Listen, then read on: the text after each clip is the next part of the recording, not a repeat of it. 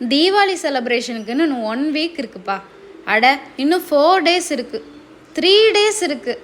ஐயையோ தீபாவளியே முடிய போகுது, நாளைக்கு தீபாவளி, இன்னும் வெடி வாங்காமல் இருக்கியே டேடி, வா போய் வாங்கிட்டு வரலான்னு டார்ச்சர் பண்ணி அவங்க அப்பாவை கூட்டிகிட்டு போயிட்டு வாங்கிட்டு வந்துட்டாங்க.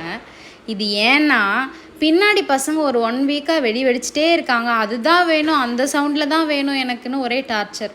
போஸ்ட்பான் பண்ண முடியல. இதுக்கு மேலே வாங்கிட்டு வந்து கொடுத்து வெடித்து பார்த்தா தான் தெரியுது மேடம்க்கு இது இவ்வளோ சவுண்டாக இருக்குது. ஐயோ எனக்கு பயமாக இருக்குது, வெடியே வேணான்னு சொல்லியாச்சு.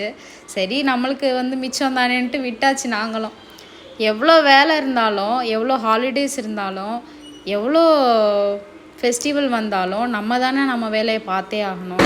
எவ்வளோ தான் நம்மளுக்கு ஹஸ்பண்ட் வந்து ஹெல்ப் பண்ணாலும் அதை வந்து சாட்டிஸ்ஃபேக்ஷன் லெவலையே வந்து ஃபுல்ஃபில் பண்ண மாட்டேன்றது யாரெல்லாம்னு சொல்லிட்டு கமெண்ட்டில் வந்து தம்ஸ்அப் பண்ணுங்கள்.